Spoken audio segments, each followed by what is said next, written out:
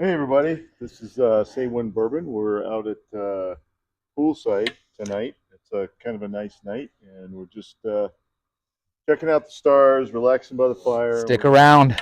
Yeah, stick around and enjoy a pour with us. and Hey everyone, welcome back. I'm Steve, I'm Steve. And I'm not Steve, I'm Scott. and we're Say When Bourbon. Yep. So tonight we're doing a little fireside chat, and we'll be enjoying a fresh crack of Elijah Craig. And this was another basically a store pick, right? A private barrel. I think that was from Skyline, wasn't it? Skyline Liquor? Yeah, Up from in Skyline Liquor. Out in Mesa, Arizona. And it's a barrel proof at 116. So not bad. Not bad, but Yeah, it's not. And it's a 9-year. Yeah. Oh, So 9-year. A 9-year. Read the comments and stuff. A lot of people were saying they liked when we were doing the camping, hanging out by the fire and stuff, and chatting. So we're gonna do one. There's a couple. We're not camping, but there's a couple bourbon things that have been on our minds lately, and yeah. so we just figured we'd make sure to comment. Tell us what you think, or any suggestions, questions. One of the things we're going to talk about, we want to hear about your struggle about finding a Jack Daniel's 10, 12, or 14 year. Ken's actually really good. Yeah, I enjoyed it. Good. We've had other opportunities to get the 12 or whatever, but we missed it, and then yeah, hopefully one of these days we'll get it again. In hindsight, yeah, yeah. But they only come out once or twice a year, right? Yeah, I think there's 1 or 2 releases, maybe 1 or 3. 2. Yeah. And I know right now it's the 14 is, and then with the 10 and 12s are still coming out. The first bottle of 10 we ever got was at Total Wine, and then the next one I just randomly at 10:30 at night went to buy hangers because my wife was organizing our closet late at night, and I was like, I'll just walk through the liquor section, and they had the pallets out, and there was an empty box of JD12 that someone had already come and stripped off the pallet, and then I kind of was snooping around and was like, oh, there's a bottle or a box of 10 underneath on the bottom of the back pallet, and I asked the guy, I'm like, hey, do you think you can cut this pallet open for me and help me get some bottles? And he's like, yeah. So I was like, I can only give you 1. And I'm like, well, can I hold 3? Lately. So we're kind of like on a store pick thing right now. Yeah. We've gotten, like I said, we got an Eagle Rare store pick. We've got and that one's from Liquor Barn. We've got a store pick from Walmart. We have 2 Walmart store picks. We have a store pick from this place right here. This one is it's Skyline Liquor, and it's Ed's pick. So thanks, Ed, for this. Yep. Oh, that was kind of uneventful. Yeah, well, so even live, we'll fix that in post. Even live, that was really low.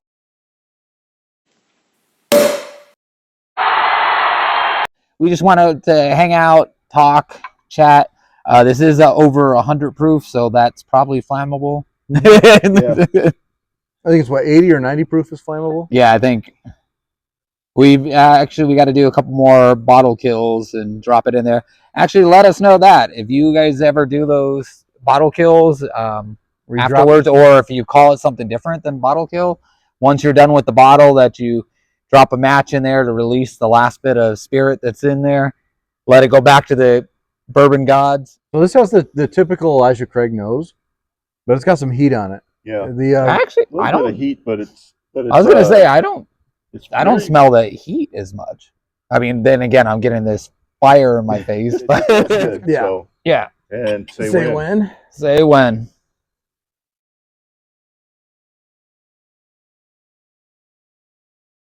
Oh, that's very pleasant. Yeah. Very pleasant and very smooth. Yeah. I mean, especially for almost a 120 proof. Yeah, I was gonna say. I usually between 100 to 110 is usually where I like it. And this one, you don't taste the burn kind of going up that high. Yeah. There's a little bit of dark fruit in there, a little bit of oak tannin. Yeah, it tastes more of the oak. This one doesn't have as much fruit. Yeah. little bit of that bourbon caramel, little Yeah. bit of the bourbon vanilla. You know, it's almost got like a vanilla pudding kind of in the back of it at the very end of the palate, Yeah, I can kind of see that. but still very good. Yeah. It's sweet. I've been liking the sweeter stuff lately. Yeah. Yeah. No, it's sweet and I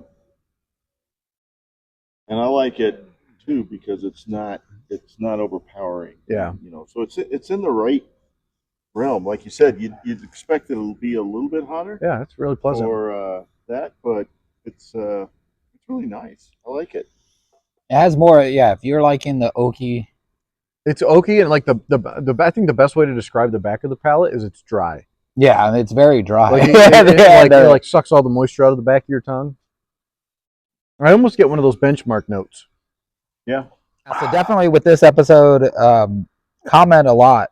Let us know, because this is more just kind of kicking back. We're just chatting away. We want to know, what it's like out in your neck of the woods in your bourbon hunt and journey. Yeah, let us know what it's like, how your allocations go. You know, are they, some stores are only like, we only sell our allocation to our limited customers that are super return customers, that, a loyalty program type thing, or yeah, I'm if it's just first come, first serve, or. I'm interested to know more too about these states that are a lottery, where you have to, from what I understand, there was one state, don't quote me on this because I don't have no clue what state it was, but they got in trouble for their whole lottery system was kind of a sham. And it was only, of course, the people that had the money and stuff were winning all the time. Hey, look, they won again. Let us know, like I said, we've been talking about the Jack Daniel's 10 and 12. Let us know what the most outlandish price that you've seen it marked at so far. Because if you do like a Google search, I could buy one tomorrow for $1,500. But like you said, like we've always said, we've never. I can honestly say that between the three of our bars and over 400 bottles, that we've never paid above MSRP for a single bottle. Yes, and we're proud of that too. Yeah. That we don't support the secondary give market. in to the FOMO, the fear of missing out, and paying that extra dime. Yeah, because I mean, if you look at it, there was people paying for Buffalo Trace. They were paying well over $100, $200, and that stuff's all over the place now. I mean, if you wait, some of the stuff, even Blanton's, I would say too. When we got into this, Blanton was like almost impossible to find. And now it's like every once in a while you'll run across it and at MSRP. Out here, it's actually surprising because it's been really dry lately. We've been struggling to find stuff, and that's one of the things that I also want to apologize to the viewers about. Is we try to stay relevant, but it's really hard because it's so hard when to you get don't have the anything funds allocated out here without going over the MSRP. You know, to stick to your guns and stick to your values. Or you have to camp out at Yeah, we all have jobs. Yeah. Between us, we have 11 kids. So yeah, we're busy there. But we appreciate you guys, watching us, commenting, but we do want to hear your stories, your journeys trying to do. We've done a couple camp outs to try to get them when we can. Let us know too. So someone in one of the comments told us we were cheap, and it's not that we're cheap. I mean, we'll put out the money. No, I'll even say this. Even if we had the money, if I won the lottery, I'm not paying because it's just feeding the market. Even though I could afford it, I don't want to be paying this scumbag what's at more than double what he got. And I know it's a what is it, a capitalist society that you have the right to do it, but I still think you're a scumbag. Yeah. Even though you don't, because you don't have a liquor license, just saying. Yeah.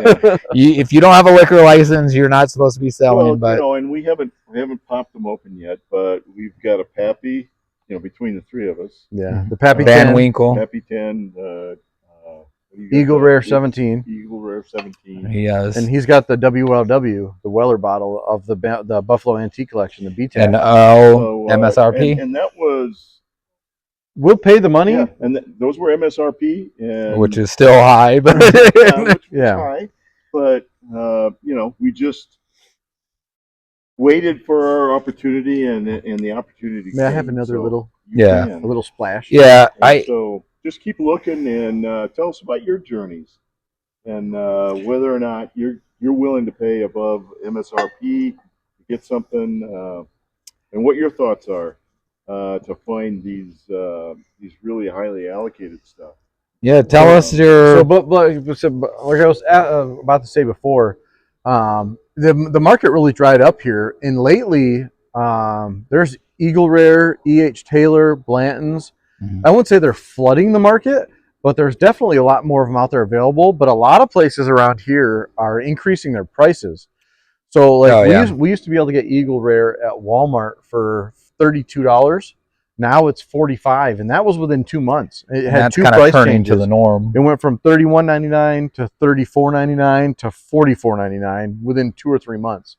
We've seen some people on some local Facebook pages for Arizona bourbon groups. Yeah. They went to Total Wine and bought an E.H. Taylor small batch for 90.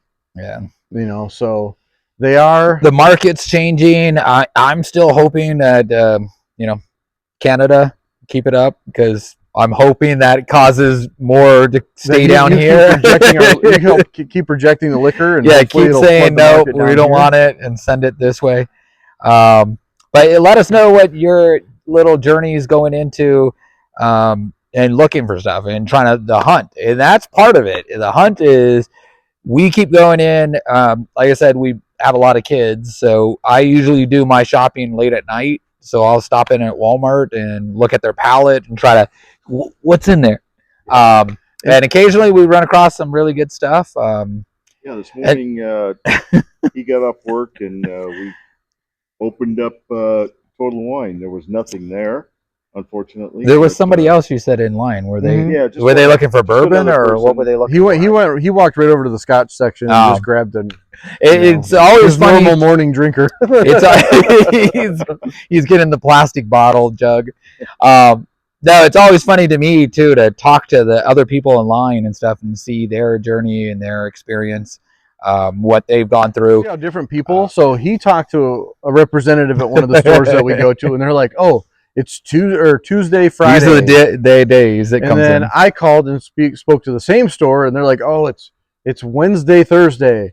And then I went in, and the other guy's like, "It's Thursday, Friday," and it's all the same store. They just say, So- I think they just get so I annoyed think they with just people tell you they- whatever day it is that you're not there. that they're not going to be there. So be like, so today's Tuesday. So like, oh no, it's Wednesday, Friday. You And just then you come missed in it. Wednesday, and they're like, oh no, it's Monday, Thursday. But yeah, let us know your journey and some funny stories about trying to find stuff, and some of the people you ran into. We had a prize event that you missed out on that one. We got there, and some couple of guys had been pre-gaming it since like we got there midnight around there midnight. around midnight, and actually stayed out there. But we were sitting there. I don't know if we were drinking at all. No, we weren't. I No. think one of the guys we got a taste of something. Oh yeah. But Somebody had a taste, and usually the events are kind of cool that people share stuff and you can try different things. But these two, I mean, they were nice, but yeah, they were a little gone at that point. By the time the sun up came, yeah, one of them was passed out. One of them was passed out. And had to kind of stir him awake. Before the start. that's what also one of the things that we have to look into is our fries. They've been really good on the bourbon events lately, and but now it says, like when they post it on Facebook or social media, it says no camping equipment. So does that mean no chairs and reclinable chairs and cots, or like no tents and barbecues? Yeah, and let us know how that happens, because I mean, in other parts of the country, I'm sure they don't do campouts because it's too cold. You're snowing. We did one. What was the last camp out? It was right around the beginning of December. Yeah. Where we were all camped out. And was it end of November? I want to say December. No, it was early December. It was early December. And we just we had chairs and stuff, and we rotated, taking a nap in the car and stuff like that. And that was a lot of fun. And that's when we all got a part of our BTEC line, or our Pappy. And yeah, we got the drawing, and we got some called back in. Oh, that's another one we got to crack, is the Rock Hill Farms. Oh, Yeah. We got the Rock Hill Farm single barrel by Buffalo Trace. So, But yeah, Steve is a big, huge Four Roses guy.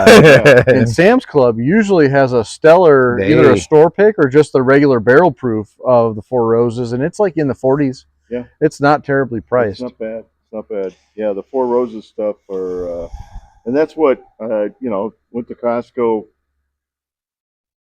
Around Thanksgiving, and they had a store pick Four Roses, and we did a fresh crack on that. I think on a video. That was delicious. And you just got to keep focused, be patient out there.